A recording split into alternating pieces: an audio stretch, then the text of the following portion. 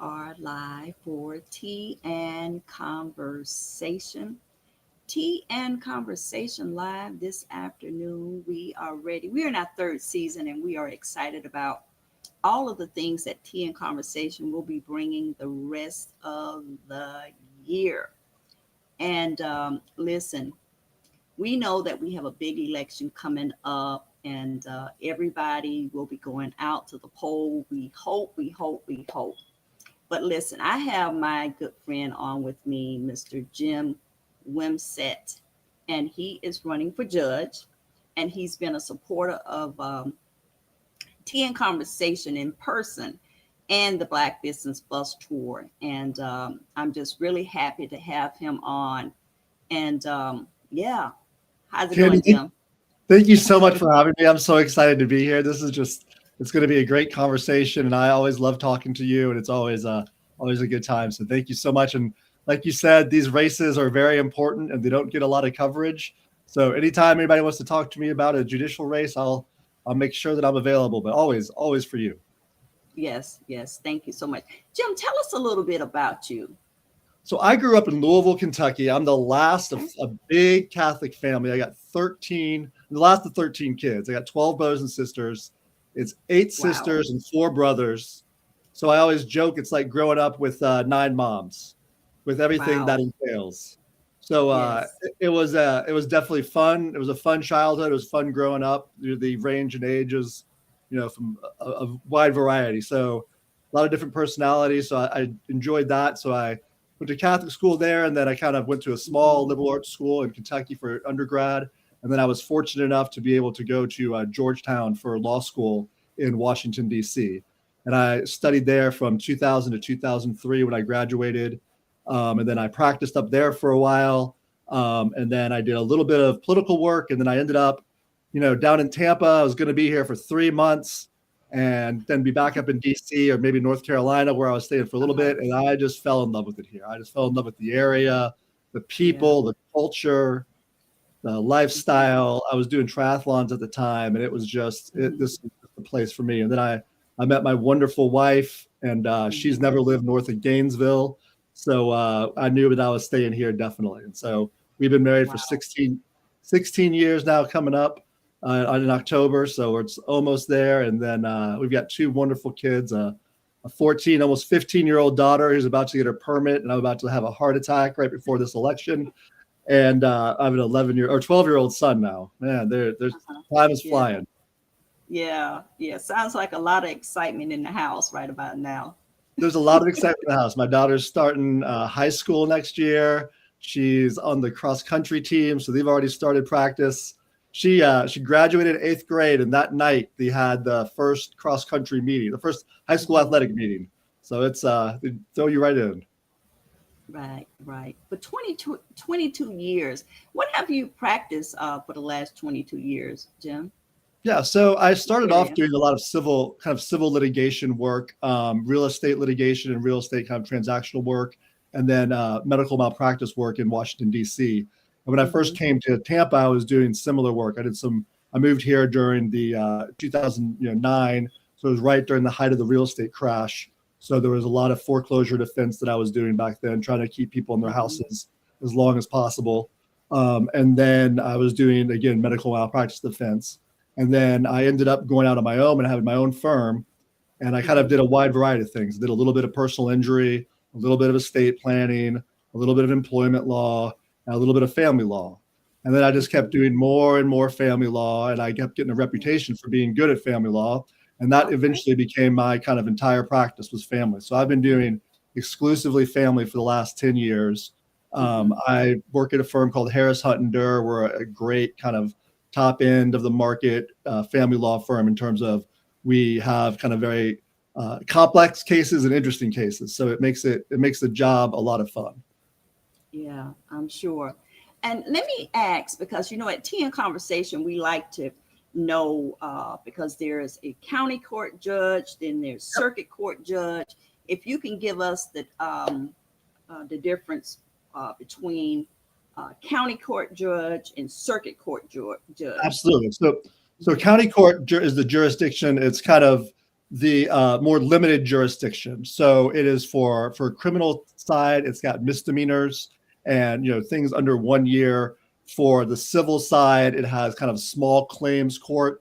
So if you kind of think of people's court and you think of kind of small kind of crimes, smaller crimes, that is what the county court does. Now, civil court does has three kind of big divisions. The three big divisions are criminal, civil, and family. And Mhm. so civil things for any cases over $50,000. Criminal is for the felonies and major crimes, and then any family law case is also in circuit court. There's also probate court, another kind of specialized court in the circuit. But really, the big difference is just kind of jurisdictional. The county court kind of handles stuff under a certain amount and for shorter periods of time in terms of penalties, and the circuit court handles everything else. Mhm. Okay. And let me ask, with 22 years is a long time to be an attorney and working on any job, 22 years. Have you ever done any pro bono in the community?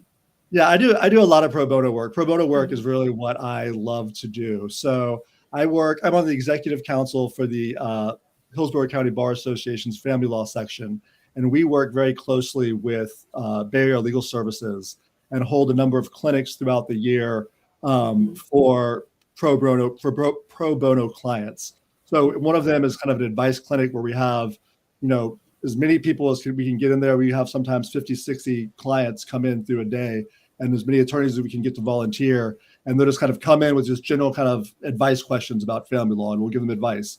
And then other times we'll have clinics where they kind of come in and we'll actually go through all the forms and help them fill out the petition for dissolution or the petition for paternity or the answer to the petition for paternity, things like that, and help them kind of work with those. And then what I really love doing is I'll represent clients on a pro bono basis. I have Mhm. represented a number of both fathers and mothers in pro bono cases, and those are really special to me because it's usually helping somebody who's in a really rough situation, who has. I mean, the last case that I had was a good friend of mine. He's a track and field coach. He's a great, wonderful, upstanding man and young man in the community. And there was an allegation against him that was completely false of domestic violence.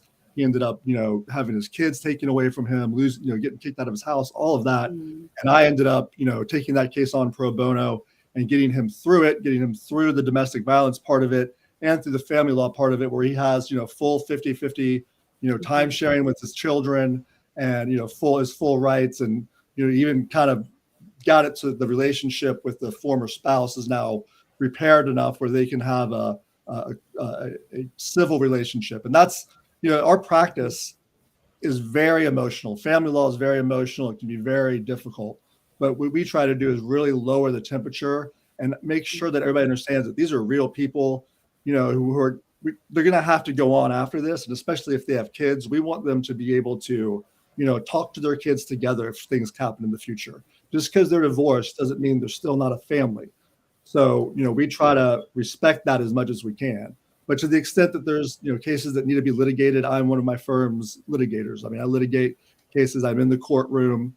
I've done countless bench trials, evidentiary hearings, and I really enjoy that aspect of it. Mhm. Awesome. Thank you so much for going over those pro bonos. Because, at Tea and Conversation, that's always important for us to know if the candidates that are running for judge, if they have um, been in the community doing pro bono. How about any professional accreditations or any memberships, organizations or groups that you're a part of in the community? Sure. Well, in terms of just kind of accreditations, I've got a bunch of ratings. I'm AV rated, which means I've been chosen by my peers, top, I think it's 5 or 7% only have that rating for, Okay. for professionalism and for excellence. I've been voted best lawyers in America the last 3 years, super lawyers the last few years as well. In terms of organizations, though, one of my proudest ones is I'm a proud Rotarian. I have my Rotary pin on right now. I'm part of Mhm. West Chase Rotary. We do a ton of just great work out in the community. We do one organization that we partner with is called New Life Warehouse, where we help Mhm. people who are just getting out of homelessness, who are just getting their first kind of apartment. We furnish it. We provide furnishings for it that are all donated. And so we'll come in and furnish an entire house for them in kind of one morning.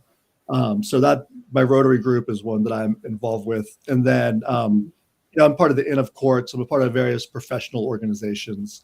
But really, the Rotary and then kind of the other service organizations I'm part of, Knights of Columbus, are really the ones that are closest to my heart. Mm-hmm. Awesome. Awesome. And then this is a big one as well for me and our listeners. A number of them are on that attend Tea and Conversation and have been for years. Community service is real important as well. To me, it goes right there with, pro bono, any community service that you are Absolutely. a part of. So yeah, so like I said, through my Rotary, we do a ton of community service. We do that, Mhm. like I said, with that New Life Warehouse organization. I also do a lot of work with Feeding Tampa Bay and Metropolitan Ministries. Okay. And then I am a leader of the Boy Scout troop that my son is part of. I was part of the Cub Scout troop and kind of lead an adult leader in that. And now I'm one of the assistant scoutmasters for the Boy Scout troop, which is one of the other kind of delights of my life. And kind of that was my breaks during the campaign so far, was going on camping trips with the Boy Scouts. So they're involved in the community a lot, and we're involved with them in the community. So it's my community service. I'm out in the community a lot, but it's a lot of it's through Rotary and through the organizations that I'm involved with. Okay, that sounds good. It sounds like you stay active, because a lot of times when you and I chit chat, you're always getting ready to go and be a part of something in the community. And I know you was just a part of the parade last weekend or weekend before that.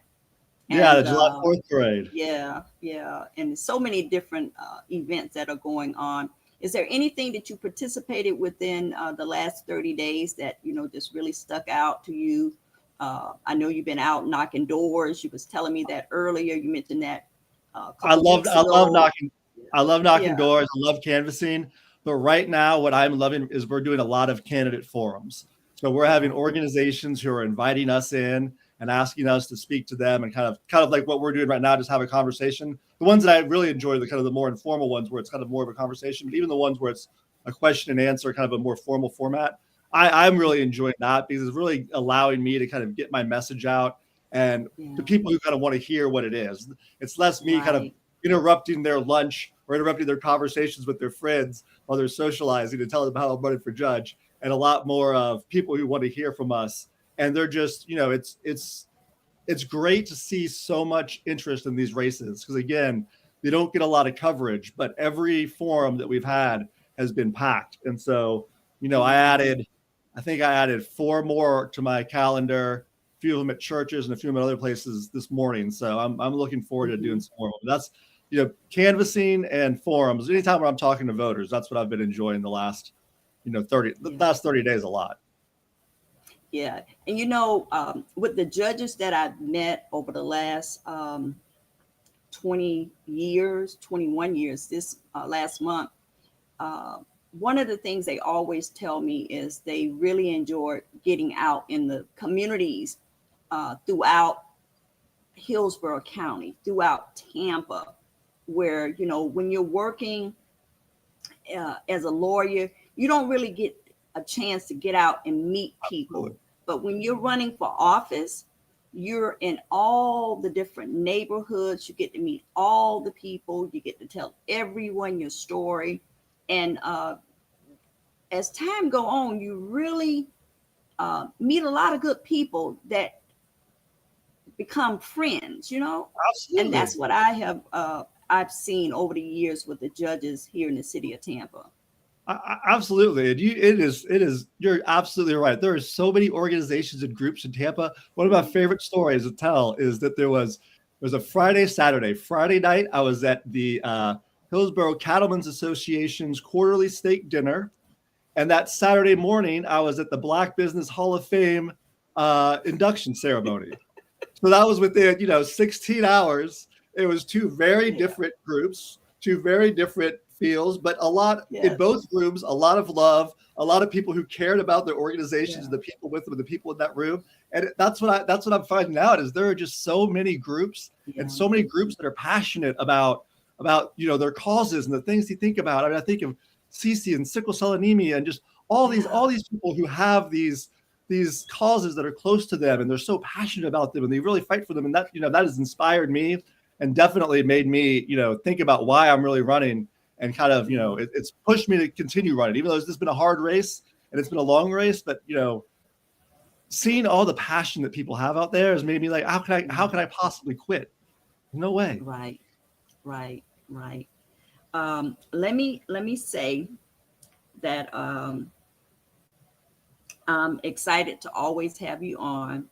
I am in support of you, Jim Wimsatt. And yes, I am. And I'm always appreciative of people that come out and support. And that is what you have done for way over a year. When you mentioned about the Black Business Hall of Fame event, next month would have been a year. What is it, July? Yeah. Oh yeah, yeah. So it's been way over a year that you have been coming and supporting us and being a part of the community.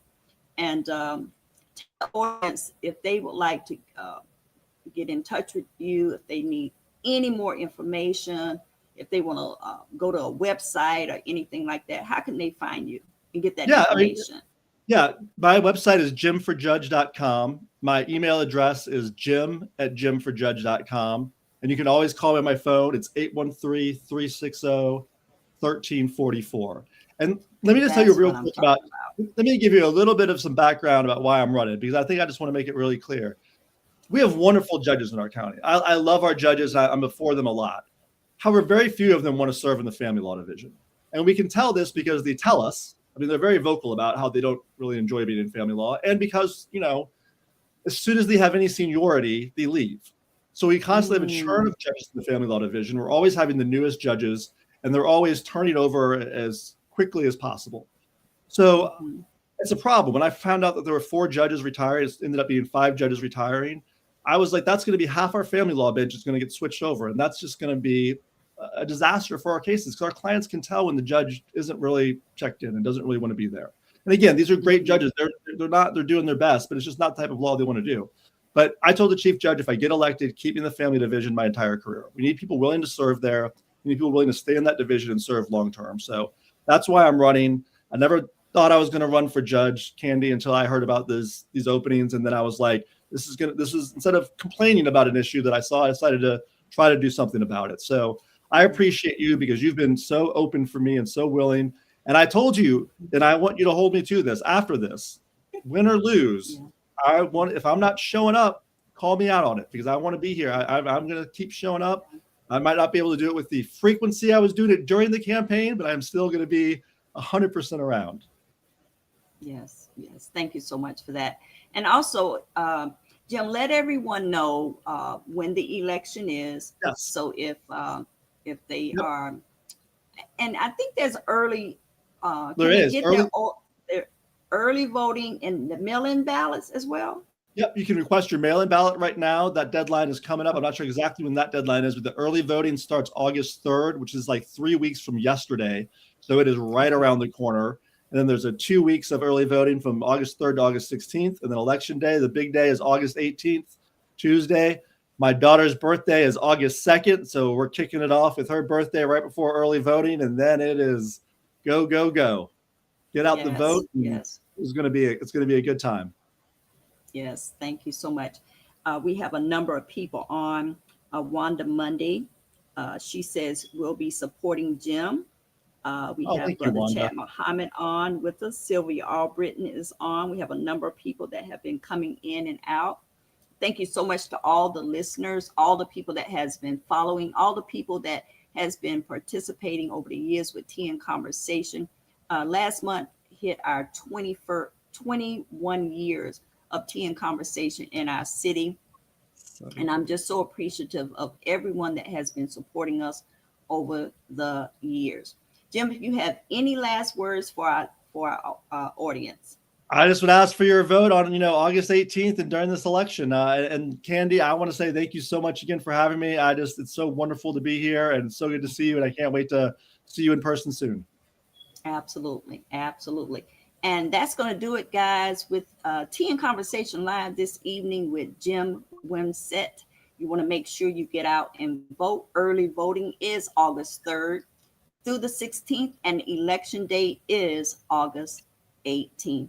With that being said, I'll see you guys real soon. Tea and Thank you. Conversation Live with Candy Lowe. You're welcome. Take care. Good evening.